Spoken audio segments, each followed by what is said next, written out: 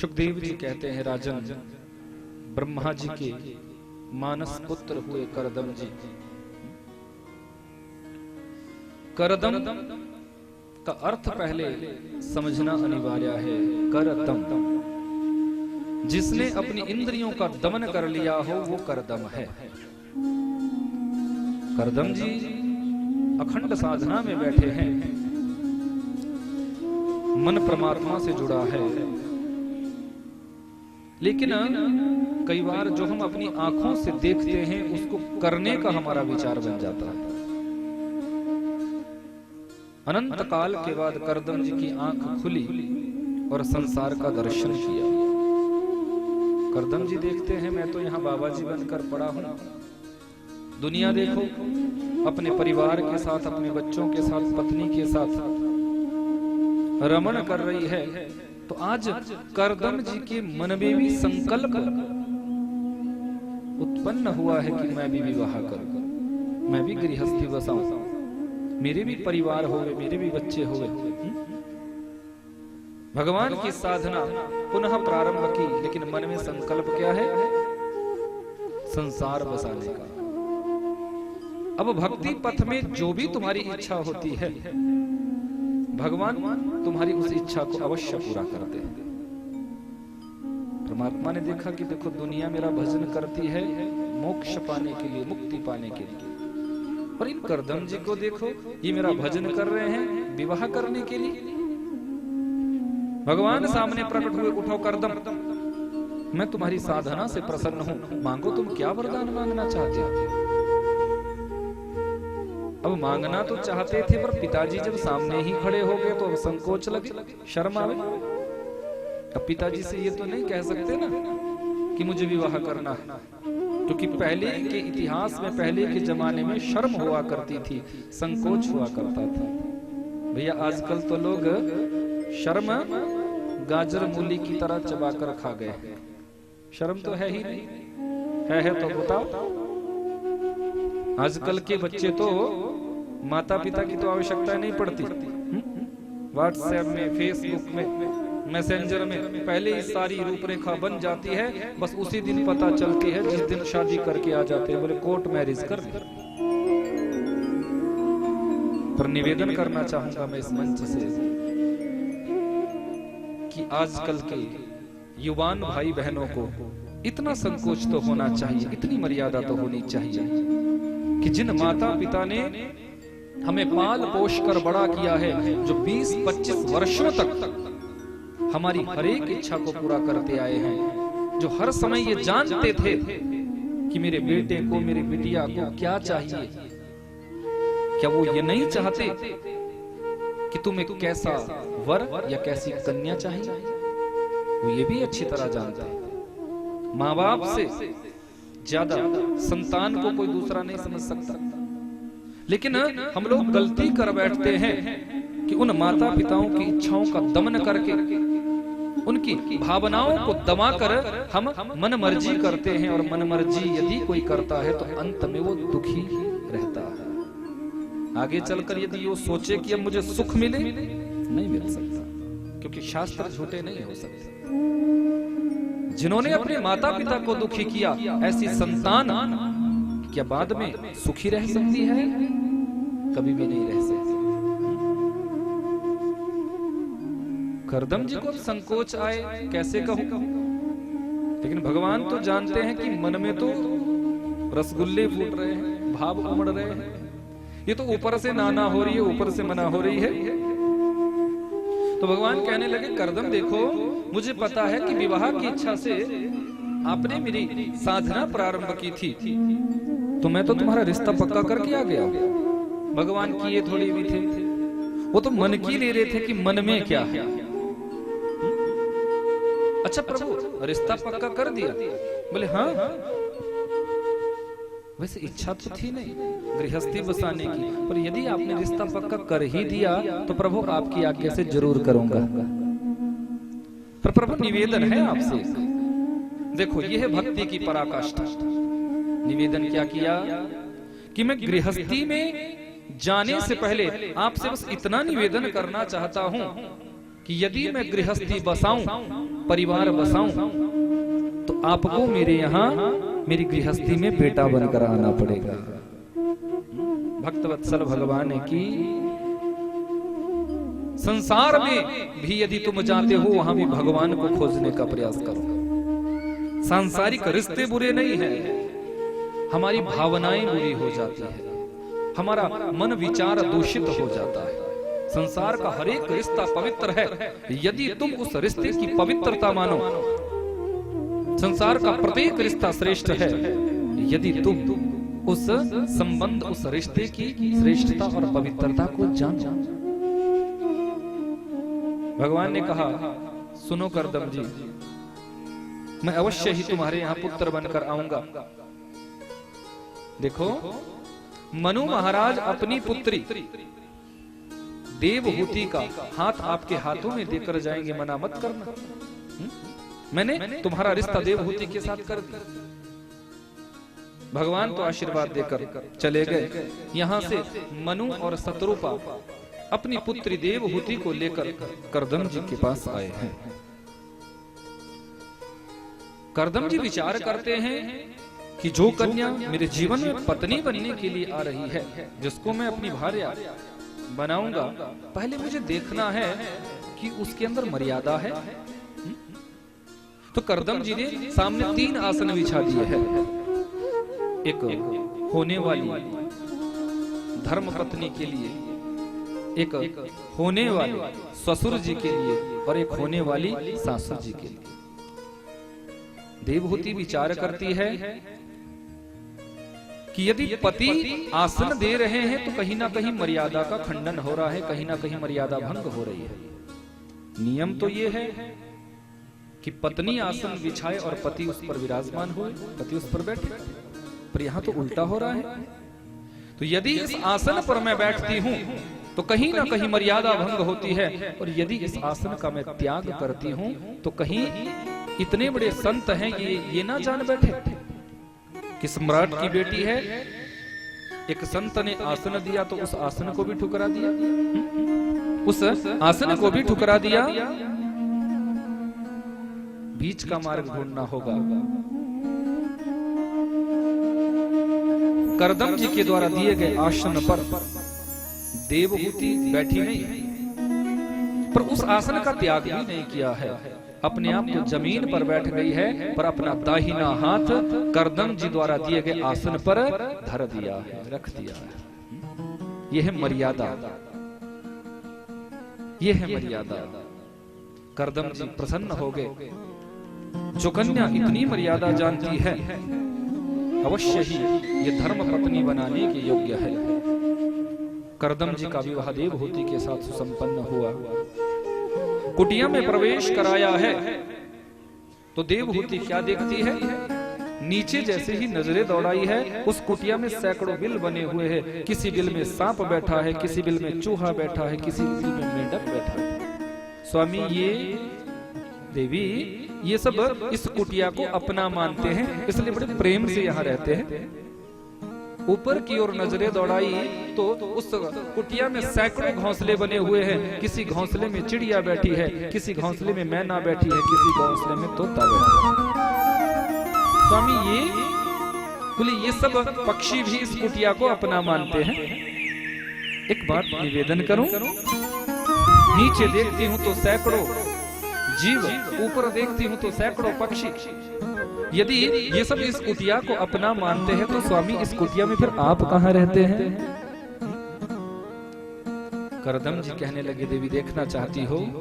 ये देखो, ये जो कोने में 1.5 फुट का आसन लगा हुआ है, इस 1.5 फुट के आसन पर बैठकर ही मैं परमात्मा का भजन करता रहता हूँ। देवहूति आज अपने आप को धन्य मान रही है। ऐसा श्रेष्ठ साधक, ऐसा दिव्य संत मेरे जीवन में मुझे पति रूप में प्राप्त हुआ। देवी ये कुटिया आज से आपकी, जैसा तुम्हारा मन बने इसे सजाओ संवारो। मुझे 2 घड़ी भगवान की याद करनी है। करदम जी आसन पर बैठे हैं, पर यहाँ तो 40 वर्षों के लिए समाधि लग गई। 40 वर्षों। देवहूति विचार करती है, जिस दिन मेरे पति की आंख खुलेगी उसी दिन मेरा गृहस्थ धर्म प्रारंभ होगा। अपने पतिदेव की सेवा में लगी है। 40 वर्षों के बाद करदम जी की आंख खुली तो सामने एक वृद्धा मैया का दर्शन। मुखमंडल पर झुर्रियां पड़ चुकी है, सर के बाल जटाओं में परिणित हो गए हैं। देवी देवी आप कौन, आपका परिचय? स्वामी मुझसे मेरा परिचय पूछ रहे हो? याद करो 40 वर्ष पूर्व मनु महाराज अपनी पुत्री देवहूति का हाथ आपके हाथों में देकर गए थे। क्या तुम मेरी देवहूति हो? बोले हाँ। अरे देवी 40 वर्षों तक कैसे रही? स्वामी आपकी तपस्या का यह प्रभाव था कि 40 वर्ष कैसे व्यतीत हो गए मुझे पता ही नहीं चला, पता ही नहीं चला। करदम जी के नेत्र सजल हो गए। जिस स्त्री ने मेरी साधना में बिना विघ्न पहुंचाए 40 वर्ष यहाँ काट दिए, व्यतीत कर दिए, ये स्त्री गृहस्थ सुख की अधिकारिणी है। मनोबल से, तपोबल से देखते ही देखते एक 9 मंजिला महल सामने खड़ा हो गया। हजारों दास दासियां उस महल में प्रस्तुत हो गई करदम जी की सेवा में। देवहूति ने जो वैभव 40 वर्ष पहले अपने पिता के यहाँ नहीं देखा था, वो वैभव आज अपने पति के यहाँ देख रही है। करदम जी ने हाथ पकड़ा, दिव्य सरोवर में डुबकी लगाई है। जैसे ही उस सरोवर से बाहर निकले हैं, करदम जी हो गए पूरे 25 वर्ष के और देवहूति हो जाती है पूरे 21 वर्ष की। ये साधना का फल है, ये साधना का फल है। यहीं से करदम देवहूति का गृहस्थ प्रारंभ होता है। शर्त थी कि भगवान को मेरे यहाँ बेटा बनकर आना पड़ेगा, पर भगवान की इच्छा तो कुछ और ही। परमात्मा ने अनसुईया आदि 9 कन्याओं का जन्म पहले करदम जी के यहाँ करवाया है। करदम जी ने भी अत्रि आदि ऋषियों के साथ अपनी इन 9 कन्याओं का विवाह करवाया। अब 10वीं संतान के रूप में साक्षात मेरे परात्पर प्रभु कपिलदेव बनकर करदम जी के यहाँ अवतरित हुए हैं। बोले कपिलदेव भगवान की। जानते हैं करदम जी कि ये तो परब्रह्म है, परमात्मा है, नारायण है, मेरे यहाँ बेटा बनकर आए हैं। 4 परिक्रमाएं भगवान की दी है। 4 परिक्रमा देने का भी विधान होता है। हम लोग पूजा अर्चना तो खूब करते हैं, पर हमें नियमों का पता नहीं होता कि किस देवता के सामने कितनी परिक्रमाएं देनी चाहिए। छोटी छोटी बातें होती है। हम ये तो कह देते हैं कि पूजा तो बड़ी की, यज्ञ अनुष्ठान बड़े करवाए, पर फल तो मिला नहीं। क्या तूने उस पूजा के अनुसार नियमों का पालन किया? तो परिक्रमाओं का भी नियम हमारे शास्त्रों में बताया है। एका चंडिका भगवती के मंदिर में कभी भी जाओ, आपके यहाँ चामुंडा महारानी है, तो माँ भगवती के सामने एक परिक्रमा दो। यदि मंदिर परिसर में परिक्रमा का है यदि व्यवस्था तो दो, नहीं तो आप एक बार हाथ भी ऐसे घुमा देंगे तो भी परिक्रमा का फल आपको मिल जाता है। एका चंडिका, दुनिया की कोई भी शक्ति है, जब भी माता के मंदिर में जाओ एक परिक्रमा जरूर दो। रवे सप्त, सूर्य भगवान को जब तुम अर्घ्य देते हो तो सूर्य भगवान का के सामने 7 परिक्रमाएं करनी चाहिए। 7 बार घूम ना सको तो 7 बार हाथ उठाकर ऐसे ऐसे घुमा दो तो भी तुम्हारी परिक्रमा स्वीकार हो जाएगी। तीसरा कार्य विनायक, 3 परिक्रमा गणेश जी की बताई गई है। जब गणेश जी का तुम पूजन अपने जीवन में करो, क्योंकि बिना गणेश पूजन के तो कोई भी कार्य प्रारंभ नहीं होता। सबसे पहले तो आदि गणेश ही मनाए जाते हैं। तो गणराज की जब तुम पूजा करो, गणेश जी की जब तुम पूजा करो तो 3 परिक्रमाओं का विधान है। और नारायण की 4 परिक्रमा, चाहे राम जी के मंदिर में जाओ, चाहे कृष्ण जी के मंदिर में जाए, 24 अवतार भगवान के जितने भी है, उन 24 अवतारों के किसी भी विग्रह के सामने आप जाओ तो 4 परिक्रमा देनी चाहिए। और शिवस्य अर्ध परिक्रमा, भगवान शंकर जी के मंदिर में जब आप जाओ तो वहां पूरी परिक्रमा नहीं देनी चाहिए, वहां मात्र आधी परिक्रमा। आधी परिक्रमा देने से भगवान शंकर प्रसन्न होते हैं। बोले शंकर भगवान की जय। तो यहाँ कपिल देव जी ने भी 4 परिक्रमाएं दी है, पर उस दिव्य झांकी को आज करदम जी ने अपने हृदय में उतारा। और करदम जी कपिल देव भगवान को प्रणाम करके यहाँ से जाने लगे। पत्नी ने रोका तो कहा, देवी आप अपने पुत्र के साथ बड़े प्रेम से रहो, पर ये तेरा बेटा नारायण है, साक्षात नारायण है, मुझे बस इसी छटा को अपने हृदय में उतार कर इनका भजन करना है। जंगल में जाकर भजन करना प्रारंभ किया है। यहाँ समय व्यतीत हुआ, समय व्यतीत हुआ। एक दिन माता देवहूति की चित्तवृत्तियां अशांत हुई है, समस्त इंद्रियां अपनी अपनी ओर खींचने लगी है। माता देवहूति को अपने पतिदेव द्वारा बताई गई बात स्मरण हुई है कि यदि ये नारायण है, यदि ये परब्रह्म है, यदि ये परमात्मा है, तो मैं बाहर क्यों भटकूं? जब घर में ही गंगा है तो गोता लगाना चाहिए, बाहर भटकने से क्या लाभ? तो आज माता देवहूति ने बड़ी सुंदर व्यास गादी लगाई है। सुंदर सी व्यास गादी पर आज कपिल देव जी को विराजमान कराया और चरणों का प्रक्षालन करने लगी है। जब चरणों का प्रक्षालन करने लगी तो कपिल देव जी ने रोका, मैया ये आप क्या कर रही हैं? मैं आपका पुत्र हूं, आप मेरी माँ हैं, आप मेरे चरणों का प्रक्षालन कर रही हैं, अच्छा नहीं लग रहा है। देवहूति कहती है, आज मुझे आप रोको मत, आज मैं ये जान चुकी हूँ, जो कार्य मुझे बहुत पहले कर लेना चाहिए था वो कार्य मैं आज विलंब से कर रही हूँ। आप तो साक्षात नारायण हैं।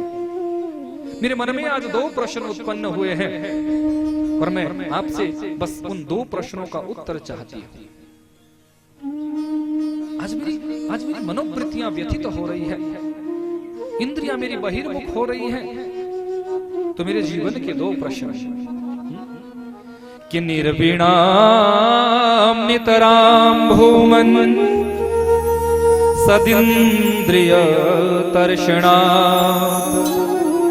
येन संभाव्यमानेन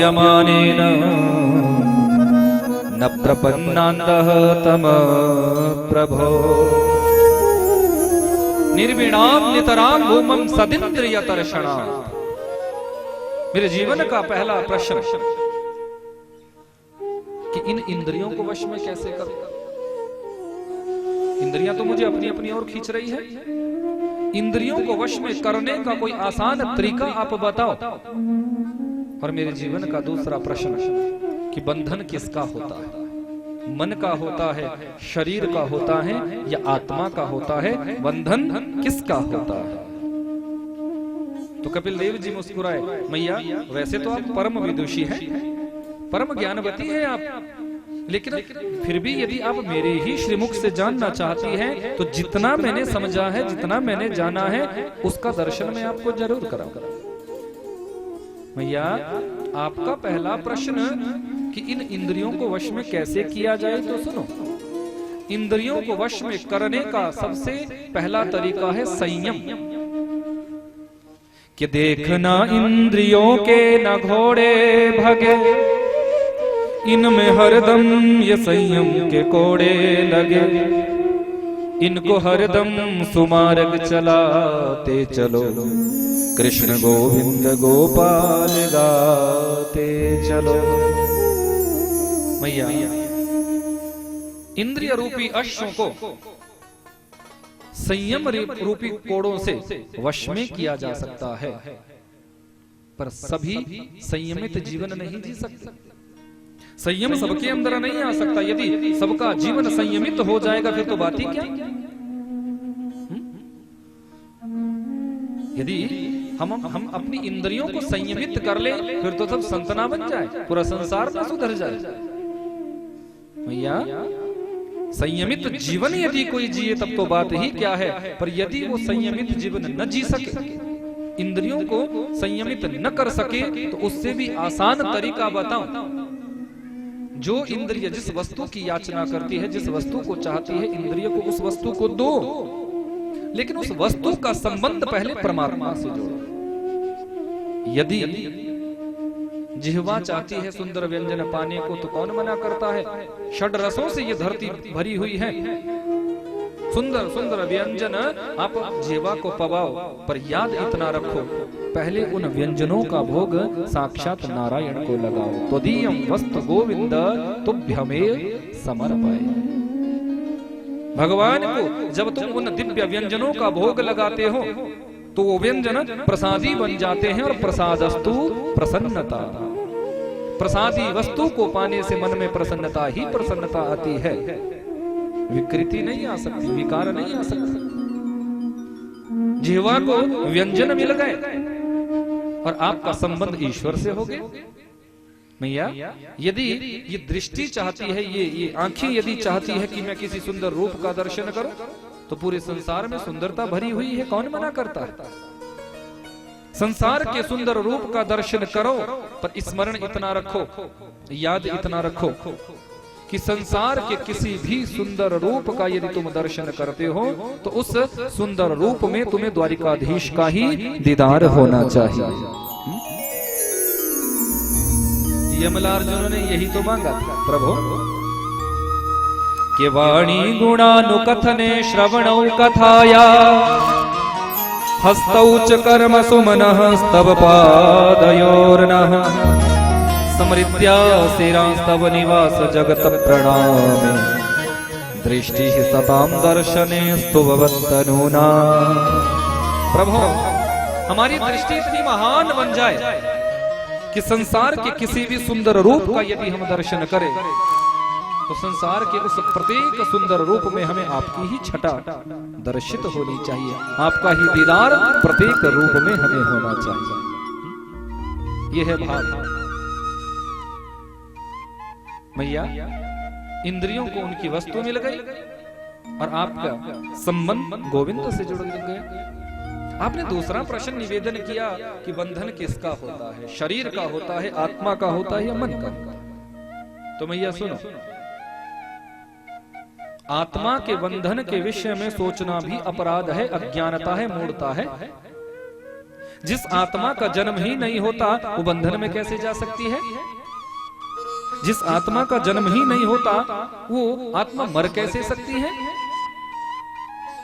आत्मा तो दिव्य है, शाश्वत है, वो कभी नष्ट नहीं होती। आत्मा कभी नष्ट कर ही नहीं सकता। वो सूक्ष्म से अति सूक्ष्म है। कितनी सूक्ष्म? राई का दाना होता है, राई के दाने को 1000 हिस्सा और छोटा कर दो, उससे भी सूक्ष्म ये जीवात्मा होती है, जो समस्त प्राणी भूतों के अंदर, समस्त जीवों के अंदर वास करती है। बोले महाराज ये तो बहुत छोटी हो गई। अब देखो, यदि आत्मा का स्वरूप बड़ा होता तो बहुत छोटे छोटे ऐसे जीव हैं जिन जीवों को आप अपनी आंखों से नहीं देख सकते। सूक्ष्मदर्शी यंत्रों से आप उन जीवों को देखते हो। जब छोटी है तभी तो उन जीवों में फिट है, बोलो। और ऐसा भी नहीं कि मच्छर में छोटी आत्मा और हाथी में बड़ी आत्मा। जो आत्मा हाथी में है वही आत्मा चिंटी में है, और जो आत्मा चिंटी में है वही आत्मा मानव में है। आत्मा का स्वरूप बड़ा सूक्ष्म है, वो सूक्ष्म है लेकिन फिर भी इस पूरे शरीर को चलाती है। हम खाते हैं, हम कथा सुन रहे हैं, हम कथा सुना रहे हैं, हम ताली बजा रहे हैं, हम भजन गा रहे हैं। जो कुछ भी तुम संसार में करते हो, कब तक? जब तक वो आत्मा तुम्हारे अंदर विद्यमान है। ये आत्मा जैसे ही शरीर से निकलती है, हमारे शरीर की क्रिया शक्ति नष्ट हो जाती है, शरीर की समस्त इंद्रियां शिथिल हो जाती है, हमारा ये शरीर मिट्टी बन जाता है। 5 तत्वों से इस शरीर का निर्माण होता है और 5 ही तत्वों से संपूर्ण ब्रह्मांड का निर्माण होता है। 5 तत्वों से। यत पिंडे तत ब्रह्मांडे, जो हमारे पिंड में है वही ब्रह्मांड में है। कि क्षितिजल पावक गगन समीरा, क्षितिजल पावक गगन समीरा, क्षितिजल पावक गगन समीरा, क्षितिजल पावक गगन समीरा, पंच रचित अति अधम शरीरा, पंच रचित अति अधम शरीरा। 5 तत्वों से ही इस शरीर का निर्माण। आत्मा जब तक अंदर विद्यमान है, हम चलते हैं, खाते हैं, उठते हैं, सोते हैं, दुनिया का हर कार्य करते हैं, पर आत्मा जब निकलती है तो याद रखना बड़ा कष्ट होता है। ऐसे ही आत्मा शरीर से नहीं निकल जाती, बड़ी पीड़ा होती है, बड़ा कष्ट होता है। विचार करो, देखो आपने 2 पेपर ले लिए और उन पेपरों पर आपने अच्छा सा गम लगाया और उन दोनों पेपरों को जोड़ दिया। 10-20 दिनों के बाद उन पेपरों को अलग करना, उन कागजों को अलग करना हो जाएगा? बोलो, अलग कर दोगे, क्या होगा? चीथड़े उड़ जाएंगे, टुकड़े टुकड़े हो जाएंगे, पर वो अलग नहीं होंगे। ठीक इसी प्रकार जब शरीर में ये आत्मा वास करती है तो ऐसे ही आत्मा नहीं निकलती। जब ये आत्मा निकलती है तो बड़ा कष्ट होता है, बड़ा भयावह कष्ट होता है। जीव चीखता है, चिल्लाता है, यहां तक कि मलमूत्र तक उसका हो जाता है जब ये आत्मा निकलती है। डर लग रहा है ना? बोलो, डर लग रहा है? ये सब किसके साथ होता है? जो पापी होते हैं। तुम तो पापी नहीं ना? हो बोलो, हो पापी? जो हड्डियां चबाते हैं, जो मदिरा का पान करते हैं, जो चोरी करते हैं, जो जीवन में गलत कार्य करते हैं, जो किसी की बुराई करते हैं, जो किसी की निंदा करते हैं, ये सब उनके साथ होता है। आप लोग तो ऐसा कुछ नहीं करते ना? बोलो हाँ या ना? करते हो? बोलो, नहीं करते ना? डर लग रहा है तब बोल रहे हो या सच्ची में नहीं करते? सच्ची में ऐसा नहीं करते या डर लग रहा है? जो पापी होते हैं उनके सामने जब यमराज के दूत आते हैं तो वो जीव चिल्लाते हैं, चीखते हैं, उन्हें बड़ी वेदना होती है, बड़ा कष्ट होता है। इसीलिए तो कहा गया है कि भजन करो, भगवान से निवेदन करो कि देहांत काले तुम सामने हो, मुरली बजाते मन को लुभाते, यही गीत गाकर तननाथ त्यागा, श्री कृष्ण गोविंद हरे मुरारे। अंतिम पलों में अभ्यास यदि पहले से किया होगा भैया, तभी तो अभ्यास अंतिम समय में बनेगा।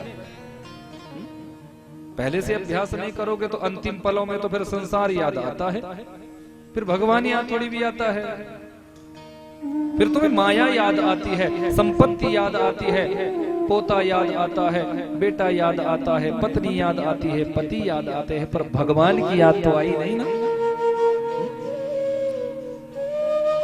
कि जन्म जन्म मुनि जतन कराही, अंतराम नहीं आवत नाहि। बड़े बड़े यति योगी सन्यासी तपस्वी पंडित पुजारी जन्म जन्मांतरों तक एक ही भाव रखते हैं, साधना करते हैं, तपस्या करते हैं, किस लिए? कि अंतिम क्षणों में भगवान की स्मृति हो सके, अंतिम पलों में भगवान का चिंतन हो सके। पर क्या अंतिम पलों में भगवान का चिंतन किया? वो तो हो ही नहीं पाता। एक बार किसी के प्राण निकल रहे थे, जब प्राण निकलने लगते हैं तो जुबान थोती हो जाती है, आधी हो जाती है, अलग पलक झपकना बंद, नजरें बिल्कुल सीधी हो जाती है, मुंह खुल जाता है। अब पड़ा हुआ है मरणासन पर और मुख से बोल रहा है भाभी भाभी भाभी। अब परिवार वालों ने सोचा कि जरूर किसी भाभी को याद कर रहा है। अब जितनी भी परिवार की भाभियां थी सब खड़ी कर दी, बोले ये वाली, पर वो तो कह रहा है भाभी भाभी। अब रिश्तेदारी में भी जितनी भाभियां थी वो भी सारी बुला ली, बोले हो सकता है कि रिश्तेदार वाली भाभी के मन इसका अटका हो, पर वो तो बोले जा रहा है भाभी भाभी भाभी। अब गांव की जितनी भाभियां थी वो भी बुला ली, पर वो तो बस भाभी भाभी कर। अब कोई जा रहे थे सज्जन पुरुष, उन्होंने बोला भैया क्या हुआ? बोले देखो ना प्राण अटक गए हैं। भाभी भाभी कह रहा है, प्राण निकल ही नहीं रहे हैं। अब वो थोड़ा ज्ञानी था, उसने बोला अच्छा इसका कमरा कौन सा था? बोले महाराज ये अंदर वाला। अब लेकर गए उस कमरे में, तो उन्होंने क्या किया, उसका तकिया उठाया, तकिए के क्या नीचे क्या देखते हैं, लॉकर की चाबी। अब उन्होंने चाबी उठाई और उस व्यक्ति के सामने ऐसे ऐसे हिलाई, ऐसे ऐसे हिलाई उसके सामने। अब जैसे ही उसने चाबी को हिलाया 2 मिनट में ही उसके प्राण निकल गए, 2 मिनट में। अब परिवार वालों ने पूछा, बोले महाराज आपने कौन सा मंत्र पढ़ा?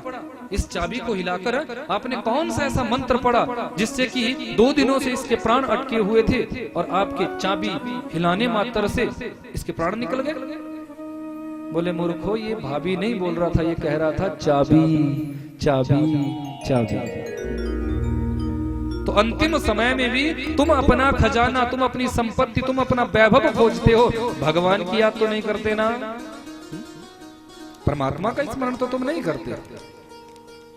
कि चाह गई चिंता नशी मनवा बेपरवाह, जिसको कछु नहीं चाहिए वो ही शाहनशाह। भैया सच्चा शहंशाह तो वो है जिसकी मन की इच्छाएं समाप्त हो जाती है, मन की तृष्णाएं शांत हो जाती है। तूने सब कुछ किया पर राम नहीं भजा, तुमने सब कुछ किया पर कृष्ण नहीं भजा। इसलिए तो बड़े बड़े संत महात्मा यही कहते हैं कि राम भजो कृष्ण भजो, परमात्मा का नाम जितना हो सके उतना परमात्मा का नाम। जब परमात्मा का नाम उच्चारण करोगे, परमात्मा का नाम लोगे, तब तुम्हारे जीवन में तुम्हारा कल्याण हो सकता है। भक्त वत्सल भगवान की जय। क्योंकि परमात्मा हर रूप में विराजे हैं, हर रंग में भगवान वास करते हैं। भक्त वत्सल भगवान की जय, कृष्ण कन्हैया लाल की जय, बांके बिहारी लाल की जय। ऐसा सुंदर मनोभाव कि जब भी हम अपने जीवन में भगवान की हमें स्मृति बनी रहे, ऐसा हम भगवान से भाव रखे। हर देश में तू, हर भेष में तू ही तो तू है प्यारे, हर रूप में तू है, हर रंग में तू है, हर जगह तू है। एक संत हुए महाराष्ट्र में, टुकड़िया जी महाराज, जिन्होंने विश्व प्रार्थना में ये बड़ा सुंदर भाव गाया है। पूरे विश्व की इसमें प्रार्थना है, पूरे संसार की इसमें प्रार्थना है। हर देश में तू, हर भेष में तू, तेरे नाम अनेक तू एक ही है। आओ जरा थोड़ी देर इस भाव को गुनगुना ले।